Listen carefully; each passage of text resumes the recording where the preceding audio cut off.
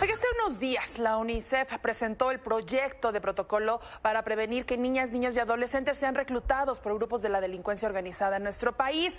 Para hablar más al respecto, agradezco mucho la comunicación con Rocío Aznar, ella es jefa de protección a la infancia en UNICEF México. Gracias, Rocío, por estos minutos. Buenas tardes y muchísimas gracias por la invitación. Oye, hablar sobre este proyecto, se hablaba sobre principalmente la tipificación de este delito en nuestra legislatura.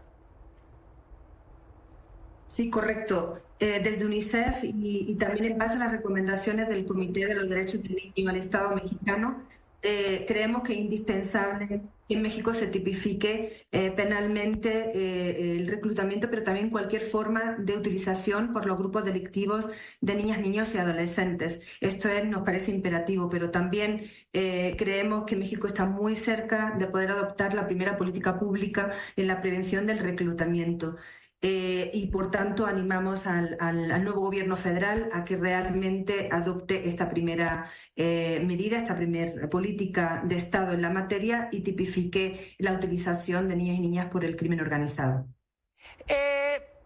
¿Qué pasa? Disculpa, me surgen a mí algunas dudas. ¿Qué pasa cuando la realidad es que pues, el crimen organizado pocas veces se llega a los tribunales? A mí me preocupa mucho que, tengamos una legislación, pero sea, pues, ya, nada más por cumplir un compromiso internacional, por decirlo.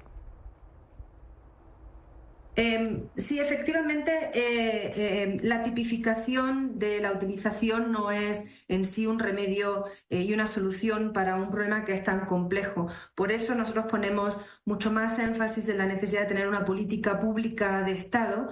El gobierno saliente ya estableció un Observatorio Nacional para la Prevención del Reclutamiento, al que estuvimos apoyando para realmente elaborar una estrategia nacional de prevención y una ruta de atención y de movilización en el caso de que las niñas y niños ya estuvieran reclutados. Ahora lo que hace falta es adoptarla como una política nacional, como una estrategia nacional, y aquí tenemos una oportunidad única. ¿Esto qué quiere decir? Que realmente lo que hay que atajar son las causas múltiples del reclutamiento y de la utilización, que van desde aspectos individuales como el fracaso escolar o ciertos comportamientos, pero es más importante ver cuáles son los ambientes familiares, muchas veces violentos, muchas veces de vinculación al crimen organizado o comunidades que no tienen opciones por la presencia tan fuerte del crimen organizado, pero además abordar el acceso o la falta de acceso a servicios públicos, a oportunidades o a servicios de calidad, educación de calidad, oportunidades de vida, ¿no? Que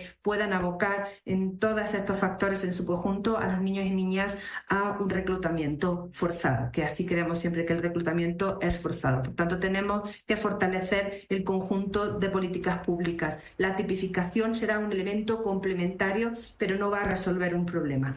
Tengo dos preguntas rapidísimo.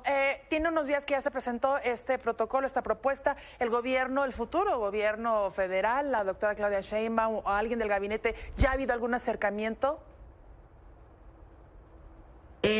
Por el propio proceso de transición aún no. Okay. Sí que tenemos pendiente en su debido momento las reuniones pertinentes. Estamos seguras que tendremos tan buena colaboración como la hemos tenido hasta el momento con el gobierno saliente y estaremos trabajando muy de la mano. Realmente tenemos una oportunidad histórica. El gobierno saliente ha dejado una serie de documentos como borrador de Estrategia Nacional de Prevención y Ruta de Atención. Entonces está realmente ahí la oportunidad de convertirlo en política pública y estaremos de la mano del gobierno de la doctora Sheinbaum para hacer esta gran labor. ¿Qué datos tienen ustedes? Algunas organizaciones aquí internas, Redim, por ejemplo, hablaba que hasta el 2020 estimaba entre 30,000 y 40,000 niños que habían sido reclutados por el crimen organizado. También Redim hablaba que entre enero y agosto 605 homicidios dolosos de niños, niñas y adolescentes. ¿Coinciden con estas cifras? ¿Tienen ustedes otras? ¿Qué fue también lo que les motivó?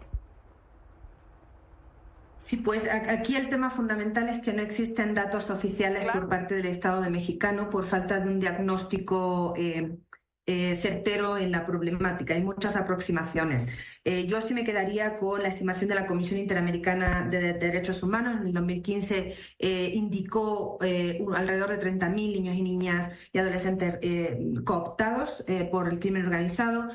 sociedad civil somos conscientes de los números, han indicado desde 200.000 hasta 400.000 niños en riesgo. Nosotros hemos hecho una valoración y un diagnóstico no numérico, pero sí de los riesgos. Hemos categorizado el país en base a dónde están las zonas rojas de mayor riesgo de reclutamiento y además hemos identificado cuáles son las políticas públicas que deben fortalecerse en cada uno de los estados más propensos a este fenómeno y que deben fortalecer para evitarlo. ¿Cuáles serían estos puntos rojos, estados más complicados? Bueno, como sabes, desafortunadamente la verdad que hay muchos estados, una gran mayoría de estados en la federación que se encuentran en este tema.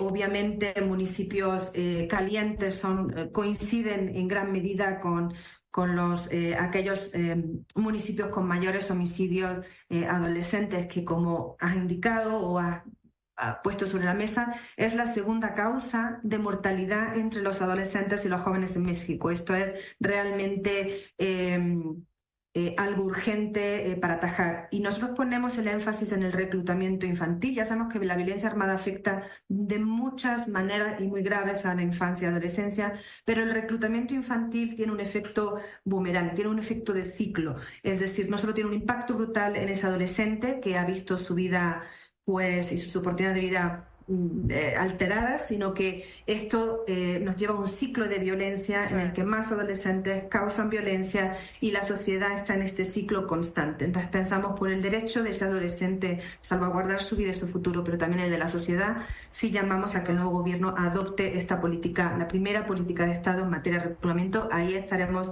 para apoyarles. Sin duda alguna estaremos también dándoles seguimiento con un tema que nos interesa muchísimo. Rocío Aznar, jefa de protección a la infancia en UNICEF México. Te agradezco estos minutos, ojalá no sea la última oportunidad de platicar. Muchísimas gracias y que estén muy bien.